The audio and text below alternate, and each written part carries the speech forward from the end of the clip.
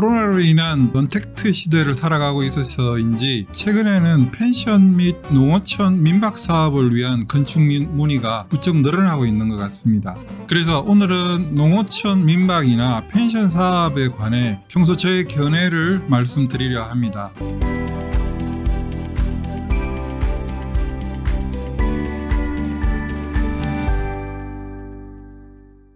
안녕하세요. 로아스홈스 팀장입니다.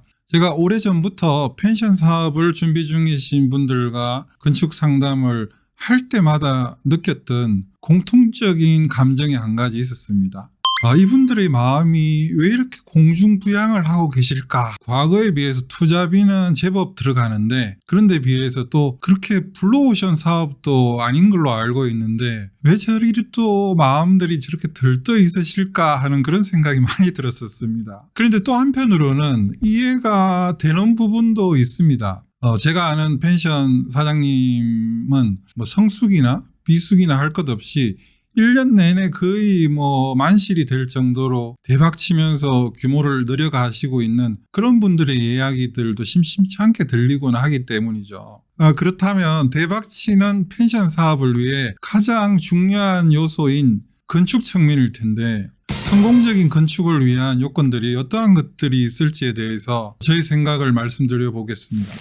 우선 농어촌 민박이나 펜션의 건축적인 차이점에 대해서 알고 있어야 하거든요. 농어촌 민박은 농어촌 지역에 직접 거주하는 주민 자신이 직접 살고 있는 집으로 운영하는 개념이다 보니까 주인 주거 공간을 포함해서 총 연면적이 70평을 넘어서는 안 됩니다. 다시 말해서 농어촌 민박 형태의 건축은 주인 거주 연면적과 창고 및 부대 시설을 포함해서 총 70평 미만이어야만 가능하다는 그런 뜻입니다. 이 면적 초과 시에는 숙박업 허가를 받아야 하는데 소위 말해서 숙박업소가 되는 셈이죠. 이럴 경우에는 건축법상으로도 숙박시설 기준을 충족해야 하므로 외부 대피 계단이나 소방시설을 필수적으로 갖추어야 하는 등으로 허가 조건이 까다롭습니다. 민박이나 펜션은 허가 조건이 다를 뿐이지 건축물의 형태가 다른 건 아니기 때문에 쉽게 이해하시려면 건축물의 연면적이 70평 이하면 농어촌 민박 개념이고 그 이상이면 펜션 개념이라고 이해하시면 됩니다.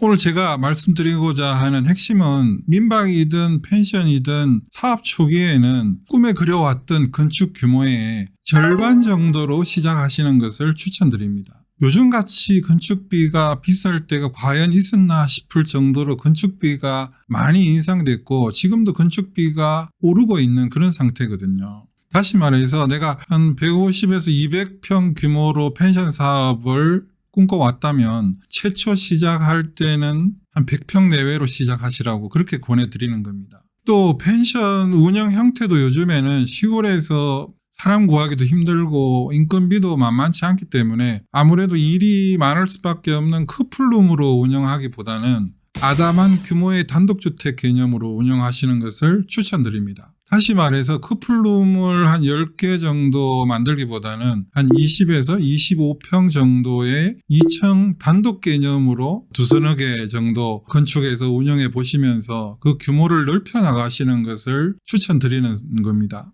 이럴 경우 한 필지에 주택이 몇 동이 되는 셈이므로 반드시 종합건설 면허를 가진 업체가 시공을 해야 한다는 점도 잊지 마시기 바랍니다. 또 사업 초기에는 적게 시작해서 천천히 규모를 넓혀 나가야 하기 때문에 향후 증축에 관한 토지 이용 계획과 부대 시설물의 설치 등등 전체적인 그림을 그려놓고 시작하시는 게 좋습니다. 이를 위해선 토지 매입도 보존관리지역, 또 생산관리지역, 자연 녹지 처럼 건폐율이 20% 지역인 토지를 매입하시려면 최소한 500평 이상을 추천드리며 300평 정도의 예산밖에 없다라고 가정하면 가급적 건폐율이 40%인 계획관리지역을 추천드립니다. 그래야만 향후 중축을 하더라도 토지가 부족하지 않을 것이기 때문이죠. 여러 가지 측면을 고려해 보더라도 농어촌 민박이나 펜션 사업이 결코 녹록치 않은 사업임은 틀림없습니다.